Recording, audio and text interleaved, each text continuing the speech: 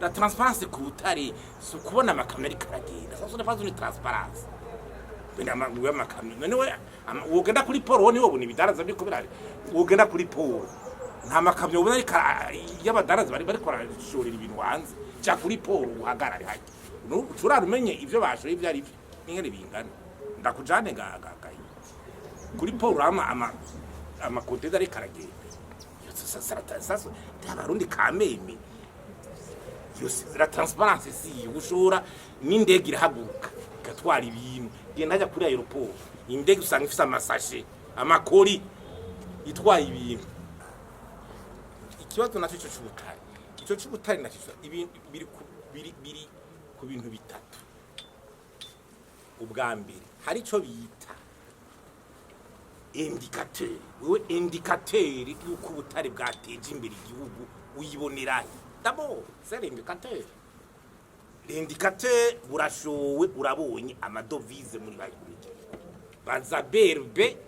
itubwire neza ayo madovize apfa kuva muri kubutare angana gute je nabikubwiye yuko si burya butare bushoka na berbe yafashe yuko iziragura n'inzahabu ngaha rezita igeze hey niyo indicateur si iki indicateur niyo hanyuma kwa tuti muri ica kabiri muri gestion transparente ya madovize ayo madovize arika asabikanwa gute bari ko barashira mu banki commercial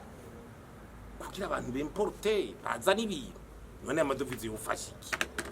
kuri cyo je na kivuze cyo kintu niyo indicateur we yindi indicateur urunganiye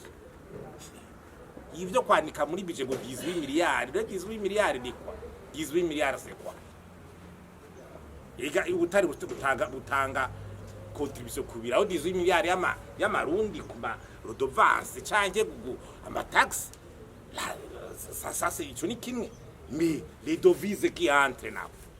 deuxième partie gushika ubu no muri document de stabilisation économique tubona ko ubutari buterera rimwe kwijana mu butunzi bw'igihugu 1% du PIB.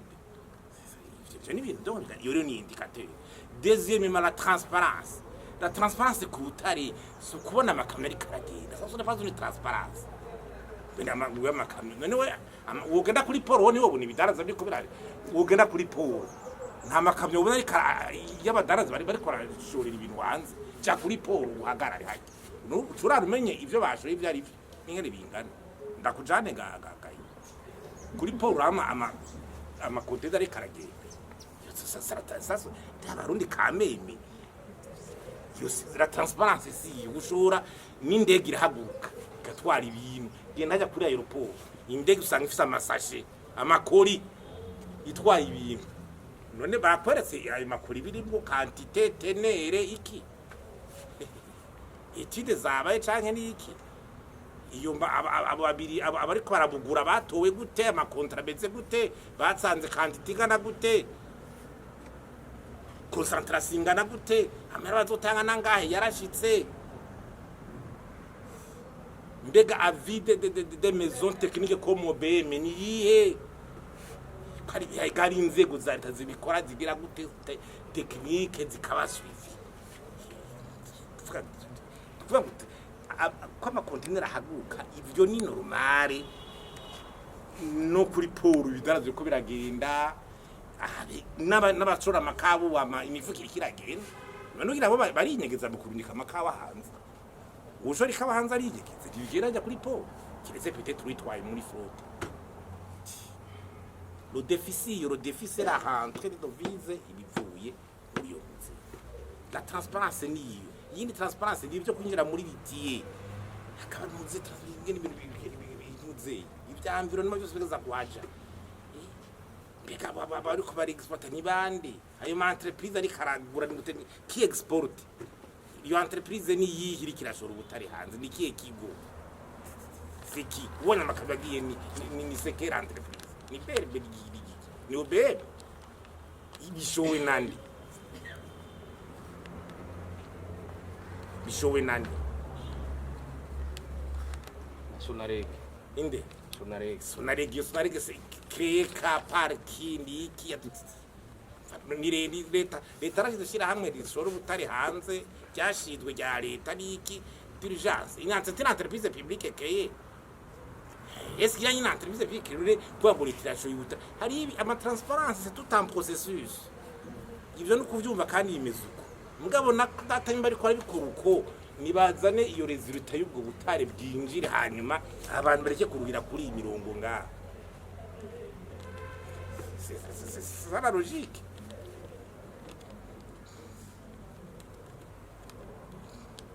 Transparence c'est tout un processus ngene byinjira ngene ikibiso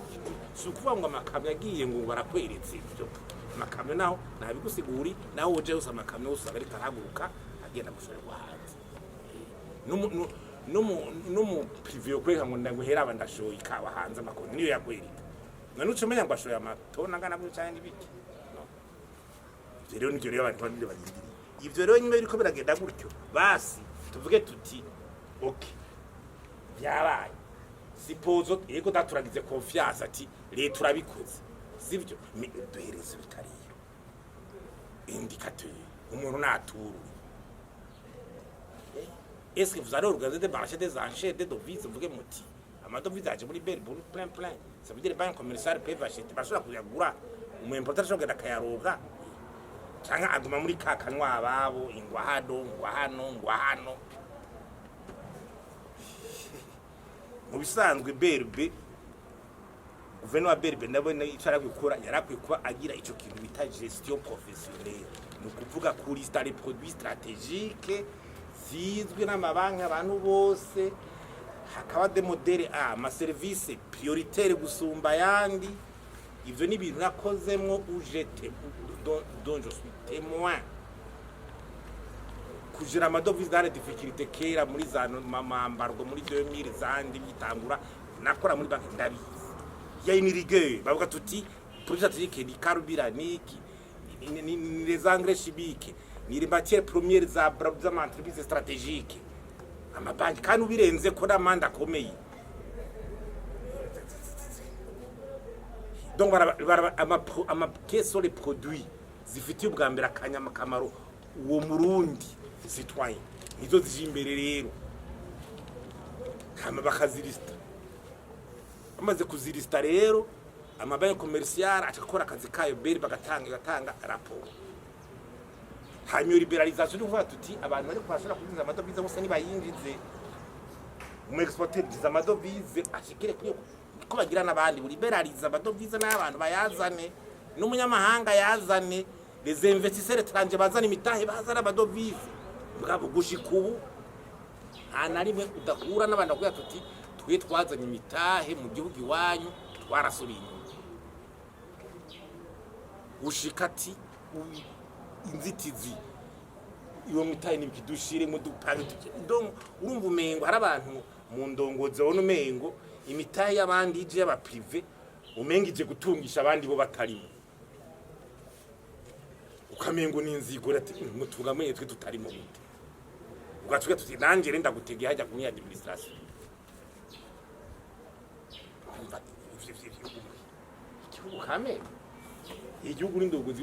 kijoshwa n'aya mabarabara meza y'ibindi bihugu n'ikaye manke ndetse n'ibinyubako nziza